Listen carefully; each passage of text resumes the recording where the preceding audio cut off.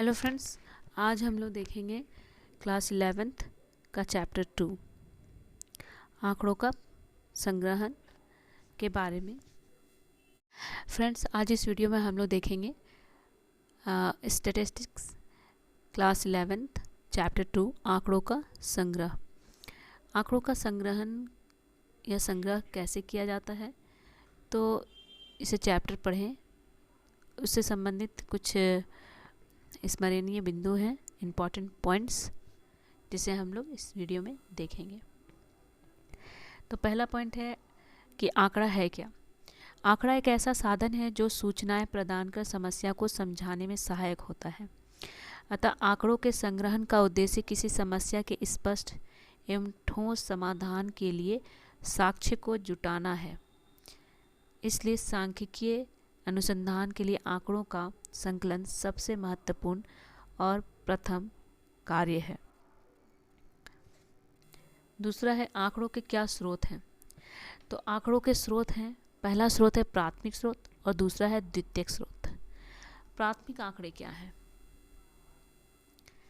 प्राथमिक आंकड़े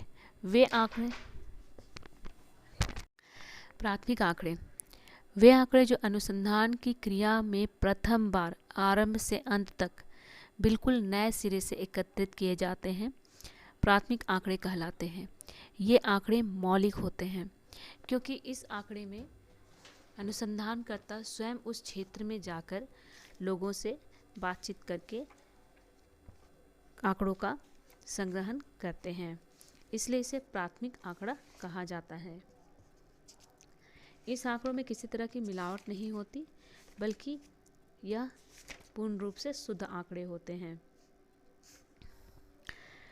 इसके अंतर्गत वे संबंध जो किसी सांख्यिकीय अनुसंधान के लिए किसी अनुसंधानकर्ता या एजेंसी द्वारा मौलिक रूप से पहली बार एकत्र किए जाते हैं, वो प्राथमिक संबंध कहलाते हैं।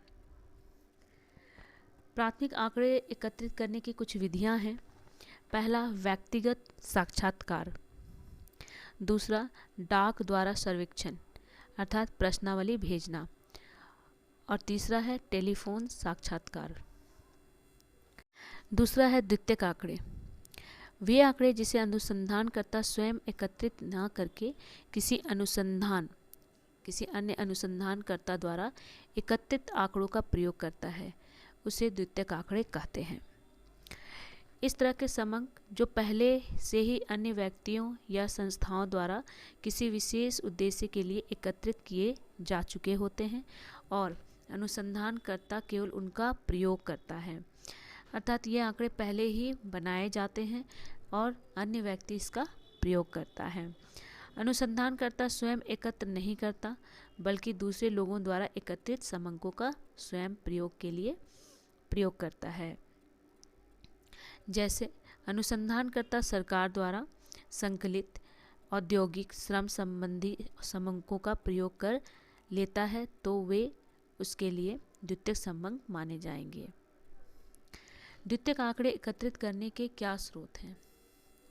पहला स्रोत है प्रकाशित स्रोत, जैसे पत्र पत्रिका, अप्रकाशित स्रोत, और अन्य स्रोत में आते हैं वेबसाइट। आगे है एक अच्छी प्रश्नावली के क्या गुण हो सकते हैं। तो एक अच्छी प्रश्नावली के गुण हैं, पहला, अन्वेषक का परिचय तथा अन्वेषक को उद्देश्य का विवरण। मतलब जो अन्वेषक हैं उनका परिचय स्पष्ट होना चाहिए, उद्देश्य का विवरण स्पष्ट होना चाहिए। दूसरा, प्रश्नावली बहुत लंबी ना हो। जो प्रश्नावली है वो ज़्यादा लंबी नहीं होना चाहिए, वो जो मुद्दा है उससे संबंधित ही प्रश्न होने चाहिए। तीसरा, प्रश्नावली सामान्य प्रश्नों से आरंभ होकर विशिष्ट प्रश्नों की ओर बढ़नी चाहिए, अर्थात प्रश्नावली सामान्य प्रश्नों से यानी कि इजी टू कॉम्प्लेक्स होने चाहिए। ज़्यादा आसान सवाल पहले पूछे जाने चाहिए, उसके बाद धीरे धीरे कठिन प्रश्न पूछने चाहिए, विशिष्ट प्रश्न पूछने चाहिए। चौथा, प्रश्न सरल एवं स्पष्ट होने चाहिए। पांचवा, प्रश्न दोहरी नकारात्मक वाले नहीं होने चाहिए। छठा, प्रश्न संकेतक प्रश्न नहीं होने चाहिए। सातवां, प्रश्न से उत्तर के विकल्प का संकेत नहीं मिलना चाहिए। मतलब अगर आप प्रश्न कर रहे हैं तो विकल्प का तुरंत संकेत नहीं मिलना चाहिए। मतलब सवाल ऐसे होना चाहिए कि वो अनुसंधानकर्ता मतलब उनसे पूछे, वो जवाब खुद दे, ऐसा होना चाहिए। प्रतिदर्श की विधियाँ। तो प्रतिदर्श की यहाँ पे विधियों के बारे में जान लेते हैं। एक देव प्रतिदर्श है। देव प्रतिदर्श के अंतर्गत यादृच्छिक प्रतिचयन, सरल देव प्रतिदर्श, और दूसरा है प्रतिबद्ध प्रतिदर्श, और तीसरा है स्तरीय प्रतिदर्श। अदेव प्रतिदर्श में यह अयादृच्छिक प्रतिचयन, जैसे सविचार प्रतिदर्श, दूसरा है अभ्यंस प्रतिदर्श, और तीसरा है सुविधा अनुसार प्रतिदर्श। देव प्रतिदर्श में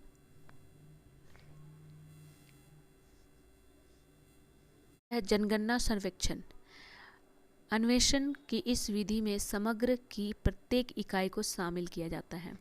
अगर जनगणना सर्वेक्षण जो हमारे देश में हर 10 साल पर की जाती है, इसके अंतर्गत प्रत्येक इकाई को शामिल किया जाता है और प्रत्येक इकाई से संबंधित सवाल सम्मिलित होते हैं। प्रतिदर्श सर्वेक्षण। अन्वेषण की इस विधि में समग्र की कुछ प्रतिनिधि इकाइयों का अध्ययन किया जाता है।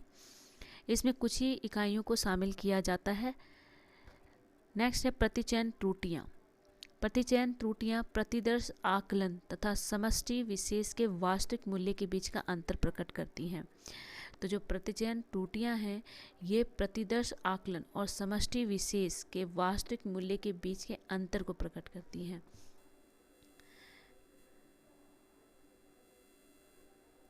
इसमें कुछ त्रुटियाँ उत्पन्न हो जाती हैं, जैसे पक्षपातपूर्ण त्रुटियाँ और अपक्षपातपूर्ण त्रुटियाँ।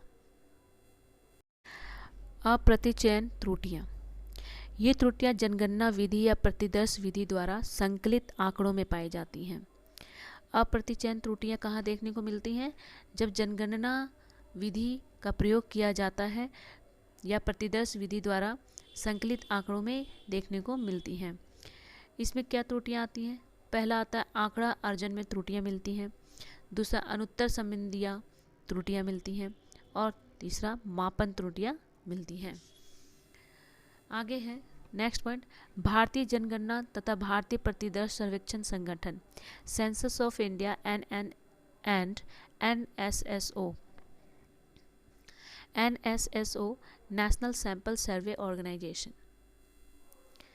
भारतीय जनगणना देश की जनसांख्यिकी स्थिति से संबंधित पूर्ण जानकारी प्रदान करती है, जैसे जनसंख्या का आकार, वृद्धि दर, वितरण, प्रक्षेपण, घनत्व, लिंग, अनुपात और साक्षरता दर। राष्ट्रीय प्रतिदर्श संरक्षण संगठन की स्थापना भारत सरकार द्वारा सामाजिक आर्थिक मुद्दों पर जैसे रोजगार, शिक्षा, मातृत्व, शिशु देखभाल, सार्वजनिक वितरण विभाग का उपयोग आदि राष्ट्रीय स्तर के सर्वेक्षण के लिए की गई है। NSSO द्वारा संग्रहित आंकड़े समय समय पर विभिन्न रिपोर्टों एवं इसकी त्रैमासिक पत्रिका सर्वेक्षण में प्रकाशित किए जाते हैं। हम लोगों ने पार्ट 2 आंकड़ों का संग्रह से संबंधित कुछ महत्वपूर्ण बिंदुओं को देखा। कुछ सवालों को देख लेते हैं जो आपके लिए लाभदायक होंगे। दोस्तों, ये सवाल हैं, प्राथमिक और द्वितीय आंकड़ों में अंतर स्पष्ट करें। यानी कि प्राइमरी डाटा और सेकेंडरी डाटा में क्या अंतर है, इसके बारे में आपको लिखना है। तो आप इसे नोट कर लें। तो सिंपल से शब्दों में मैंने लिखा है, ज़्यादा कठिन शब्द नहीं प्रयोग किया है मैंने। प्राथमिक और द्वितीयक आंकड़ों में अंतर निम्नलिखित हैं। प्राथमिक आंकड़े, पहला, प्राथमिक आंकड़े वे आंकड़े होते हैं जो अनुसंधानकर्ता, जो रिसर्चर्स होते हैं, द्वारा अपने उद्देश्य के लिए सर्वप्रथम स्वयं एकत्रित किए जाते हैं। अर्थात ये आंकड़े जो रिसर्चर्स होते हैं, अनुसंधानकर्ता होते हैं, वो स्वयं इसे जमा करते हैं, इसके बारे में जानकारी प्राप्त करते हैं। दूसरा, प्राथमिक आंकड़े मौलिक होते हैं, क्योंकि अनुसंधानकर्ता स्वयं उनके मौलिक स्रोत से प्राप्त करते हैं, अर्थात जिस क्षेत्र से अनुसंधान करना होता है उसी क्षेत्र से अनुसंधानकर्ता जाकर वहाँ पर तत्वों को, आंकड़ों को एकत्र करते हैं। प्राथमिक आंकड़ों को एकत्रित करने में अधिक समय, धन और परिश्रम की आवश्यकता होती है। चौथा, यदि अनुसंधानकर्ता 11वीं कक्षा के विद्यार्थी से पूछकर अर्थशास्त्र विषय की अंक सूची बनाता है तो इस तरह से प्राप्त आंकड़े प्राथमिक आंकड़े माने जाएंगे। आगे है द्वितीयक आंकड़े, सेकेंडरी डाटा। तो पहला है द्वितीयक आंकड़े वे आंकड़े होते हैं जो पहले एकत्रित किए जा चुके होते हैं। ये किसी दूसरे उद्देश्य के लिए किसी अन्य संस्था द्वारा संग्रहित किए हुए होते हैं। द्वितीयक आंकड़े मौलिक नहीं होते हैं क्योंकि अनुसंधानकर्ता उन्हें अन्य व्यक्तियों या संस्थाओं के अभिलेखों से प्राप्त करता है। द्वितीयक आंकड़ों को एकत्र करने में अधिक समय, धन और परिश्रम की आवश्यकता नहीं होती है, यह आसानी से उपलब्ध हो जाता है। यदि अनुसंधानकर्ता कक्षा अध्यापक के माध्यम से स्कूल रिकॉर्ड जैसे अंक सूची या रिजल्ट रजिस्टर से जानकारी प्राप्त करके 11वीं कक्षा की अर्थशास्त्र की अंक सूची बनाता है तो यह द्वितीय आंकड़े माने जाएंगे। द्वितीयक आंकड़ों के उदाहरण और हैं जैसे पत्र पत्रिका, वेबसाइट, न्यूज़पेपर, ये सारी चीज़ें जो हैं द्वितीयक आंकड़ों के अंतर्गत आते हैं। दूसरा सवाल है प्राथमिक आंकड़े एकत्र करने की व्यक्तिगत साक्षात्कार विधि क्या है, इसके गुण दोषों का वर्णन करें। उत्तर, तो इसका भी उत्तर हम लोग देख लेते हैं। ये प्रश्न कक्षा 11 NCERT पुस्तक की है और आने वाले परीक्षाओं में यह उनके लिए बहुत लाभदायक होगा। इसे आप जरूर अपने कॉपी में नोट डाउन करें। व्यक्तिगत साक्षात्कार विधि, यह विधि तभी उपभोग में लाई जाती है जब शोधकर्ता सभी सदस्यों के पास जा सकता हो। इसमें शोधकर्ता आमने सामने होकर उत्तरदाता से साक्षात्कार करता है। जो शोधकर्ता होते हैं, जिस व्यक्ति से प्रश्न पूछना होता है वह व्यक्ति को सामने बैठाते हैं, उनसे प्रश्न पूछते हैं। शोधकर्ता को यह अवसर मिलता है कि वह उत्तरदाता को अध्ययन के उद्देश्य के बारे में बता सके तथा उत्तरदाता की किसी भी पूछताछ का वह जवाब दे सके। इसके गुण क्या हैं? इस विधि से उच्चतम उत्तर दर प्राप्त होती है। दूसरा, इसमें गलत व्याख्या या गलत फहमी से बचा जा सकता है। तीसरा, उत्तरदाता की प्रतिक्रियाओं को देखकर कुछ संपूरक सूचनाएं भी प्राप्त हो सकती हैं। और अंतिम है चौथा, अस्पष्ट प्रश्नों के लिए स्पष्टीकरण का अवसर मिलता है। तो ये जो प्रश्न है यह बहुत ही महत्वपूर्ण प्रश्न है। आपके आने वाले परीक्षाओं में हो सकता है कि कक्षा 11 के स्टूडेंट्स को लाभदायक हो ये प्रश्न। इसे आप अपने कॉपी में ज़रूर नोट डाउन करें। तो यह विधि के कुछ दोष हैं, जैसे काफ़ी खर्चीली होती है क्योंकि इसमें आना जाना, वहाँ समय देना और बहुत सारे और भी खर्चे होते हैं जिसे उठाना पड़ता है।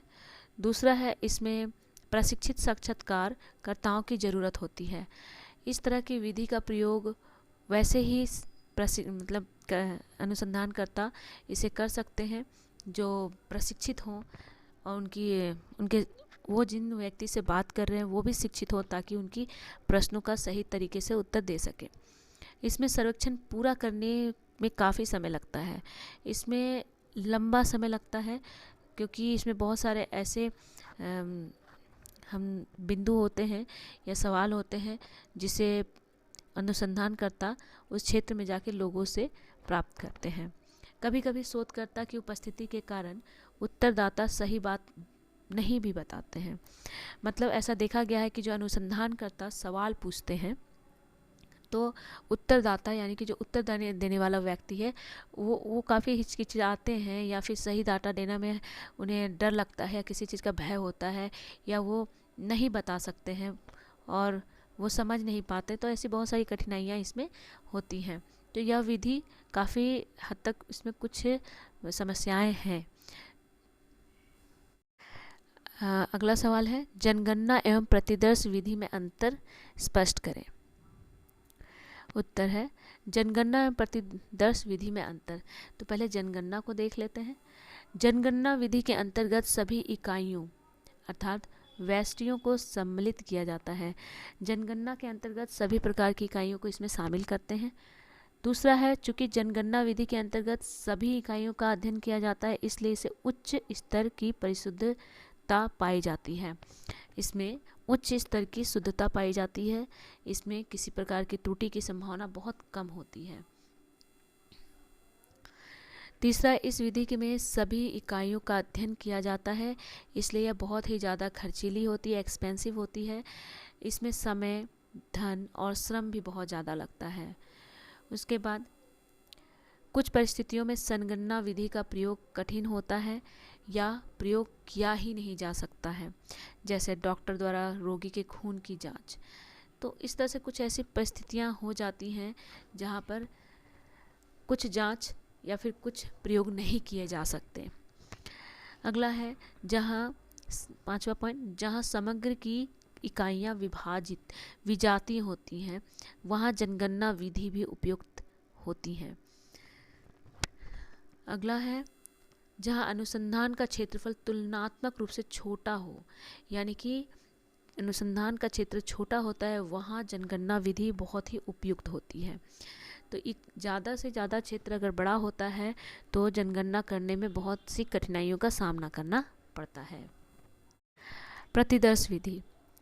प्रतिदर्श विधि के अंतर्गत हम लोग देखेंगे कि इसमें क्या क्या अंतर है। तो प्रतिदर्श विधि की पहला पॉइंट है कि प्रतिदर्श समष्टि से चयनित किया गया एक छोटा समूह होता है, जिसके द्वारा संबंधित सूचनाएं प्राप्त की जाती हैं। अर्थात यहाँ पर जो सूचनाएं एकत्र की जाती हैं एक छोटे समूह के रूप में की जाती हैं। उसके बाद दूसरा पॉइंट है, चूँकि प्रतिदर्श विधि के अंतर्गत केवल प्रतिनिधित्व इकाइयों का ही अध्ययन किया जाता है, मतलब इसमें उन्हीं इकाइयों को लिया जाता है जिसमें अनुसंधान करना है, इसलिए कम परिशुद्धता होती है, इसमें शुद्धता की कमी पाई जाती है। यद्यपि त्रुटियों की पहचान आसानी से करने के पश्चात उन्हें दूर किया जा सकता है और इसमें पाई जाने वाली कमियों को आसानी से दूर किया जा सकता है। तीसरा पॉइंट है, इस विधि में केवल प्रतिनिधित्व इकाइयों का ही अध्ययन किया जाता है, इसलिए यह विधि कम खर्चीली होती है, इसमें समय और श्रम भी कम लगता है। चौथा है, जिन परिस्थितियों में संगणना विधि का प्रयोग नहीं किया जा सकता, वहाँ निदर्शन विधि की सहायता से ही सूचनाएं प्राप्त की जाती हैं। तो जिन परिस्थितियों में संगणना विधि का प्रयोग नहीं होता है, वहाँ पर निदर्शन विधि की सहायता ली जाती है सूचनाओं को प्राप्त करने में। पांचवा है, जहाँ समग्र की इकाइयाँ सजातीय होती हैं, यानी कि जो इकाइयाँ, जो डेटा हम लोग कलेक्ट करते हैं वो सजातीय होती है, सिमिलर होती है, वहाँ प्रतिदर्श विधि ही उपयुक्त होती है। छठा अंतिम पॉइंट है ये, जहाँ अनुसंधान का क्षेत्र बड़ा हो, प्रतिदर्श विधि उपयुक्त मानी जाती है।